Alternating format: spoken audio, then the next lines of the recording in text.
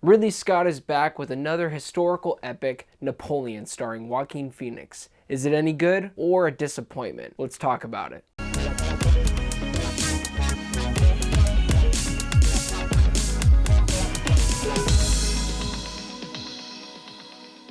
Hey guys, my name is Joseph Curtis, and if you love movies just as much as me, you have come to the right place. Now do me a huge solid and click that like and subscribe button. Also, if you want to follow me on the following social platforms, that would be great as well. Now, let's start talking Napoleon, an epic that details the rise and fall of French Emperor Napoleon and his relentless journey to power through the prism of his addictive, volatile relationship with his wife Josephine. Controversy aside, yes, Joaquin Phoenix doesn't use an accent in this film. It's very noticeable. Honestly, I'm just gonna assume he probably didn't have a good French accent, and then Ridley Scott was like, screw it.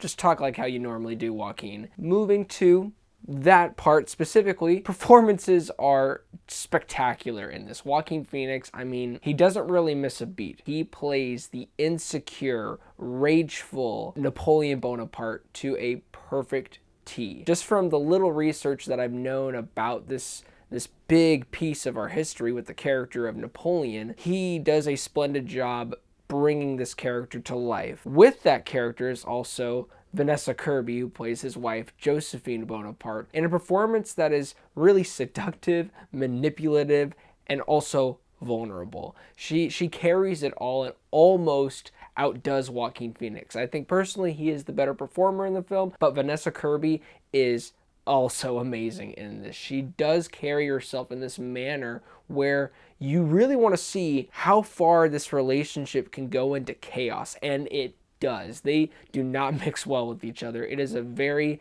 toxic relationship. Napoleon, he wants to put himself in this position of power, but he also cannot handle certain pressures.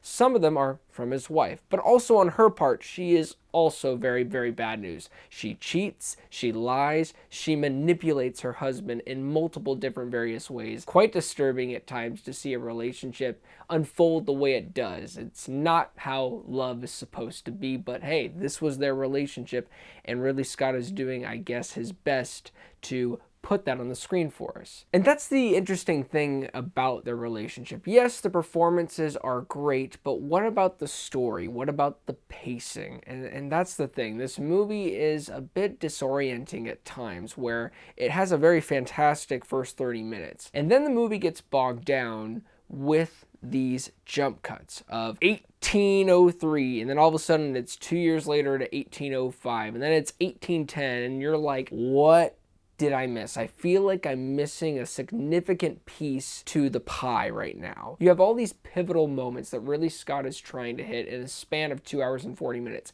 And you do feel the runtime. By the way, I heard there is a 4-hour cut, and I actually look forward to that version because I believe that cut hopefully will flesh out certain moments that feel disconnected or just don't even exist. Specifically moments with Napoleon and Josephine where I really want to buy more into their relationship and what makes Napoleon tick, you know? Because the movie presents himself as a very smart, intelligent, insecure man with a lot of issues. And I want to know how he got there or why he acts this way. Instead, you see actions happen, but you don't understand the surface of Napoleon the character. There are other moments with the pacing that I found troubling where you do move so fast. For example, there's an issue with Josephine can't have a kid. They've tried for many years and they realize that actually she's the issue. So what does Napoleon do? He pulls an Abraham, gets this other girl, hops in bed with her, has a baby. What happens to the baby? Exactly. They don't really do anything with the baby because the baby's gone. And you kind of forget that he has a child. Other than that,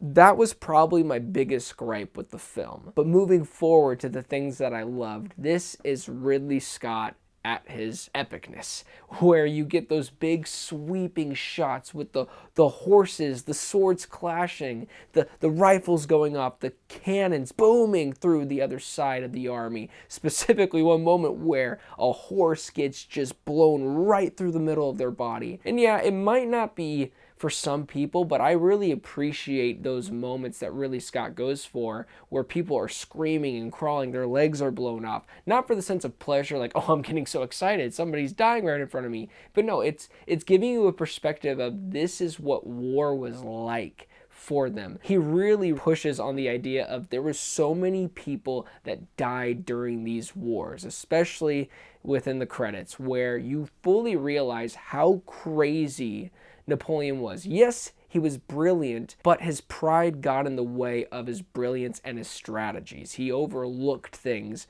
because of his own arrogance. So overall, guys, Napoleon is a very engaging film at times, but it sadly becomes disorienting, especially throughout the middle of the film, where it's fast forwarding so many things that I wish Ridley Scott ease the brakes on and let us breathe in some of these moments with the characters to really understand who Napoleon was. But you mix in with amazing visuals, epic sweeping action moments. By the time the movie ended, I walked out saying that was a good time. So with that said, I'm going to give it a solid 7.5 out of 10. Well, thank you guys so much for watching this review. It really means a lot. Please don't forget to like and subscribe, and also don't forget to be blessed.